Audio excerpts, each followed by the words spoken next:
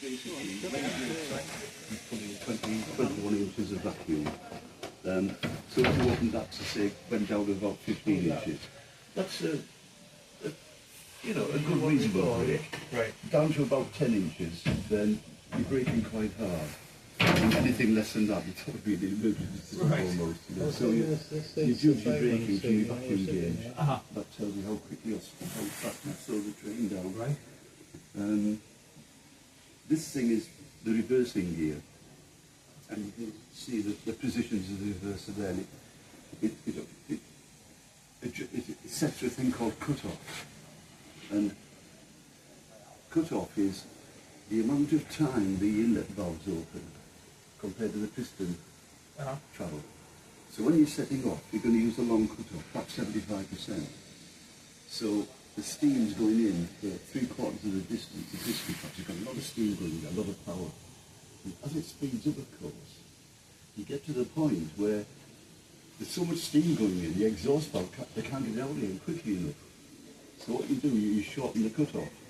And you do that by pulling this, winding this back, and this comes back. And supposing I was on Niagara Grizzly or Tornado or something, you'd say, I don't know, 12 carriages on level ground, I'd be set at about 15%, perhaps even less.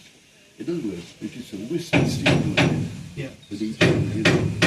And if you came to a gradient or something, just lengthen the cut-off a bit more steep, but that'll maintain your speed. So you tend to control the speed of the engine with the cut-off. Leave the regulator where it is and control with that. And that's the most efficient way of running a steam engine. Right. You know, if you're an evil driver, you open the regulator full, use a long cut-off, and the fireman will be on his knees within 10 minutes. You know, so if you don't like your fireman, get some of that. And some drivers were, you know, some were cruel, some were very good, you know. But you notice when you hear a steam engine, when it sets up, you get really loud chuffs. That's because it's on the long cut-off. Then as it gets faster, the chuffs get more gentle. That's it is. Linking up, as we call it, or notching up, and just reducing the cut-off. You've got your fire hole door, and of course your hand fire with the sugar. This firebox is fairly short actually, it's about 4 feet long and about 3 feet wide. Grizzly and peppercorn, about 8 feet long, so 8 feet wide and about 5 or 6 feet long. And if you look at when you came in, if you look at the Q6 and the P3, the Q6, that's about 9 feet long, about 3 feet wide. You've got to really swing on the trouble to get it to the crease, you know. That really tests you as a fireman.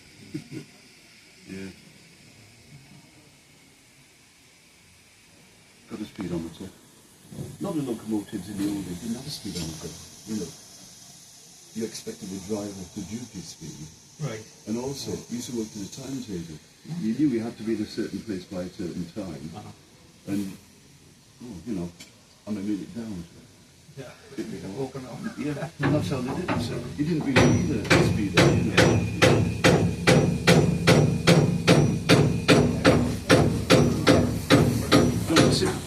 Sit in the driver's seat. Anybody wants to take any photos? Do you want to sit in the drive? This is a whistle, by the way. That blew the whistle. There's a whistle there.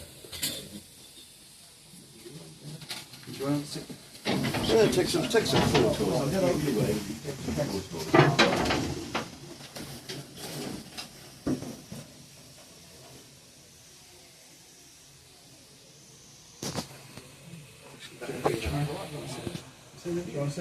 Actually,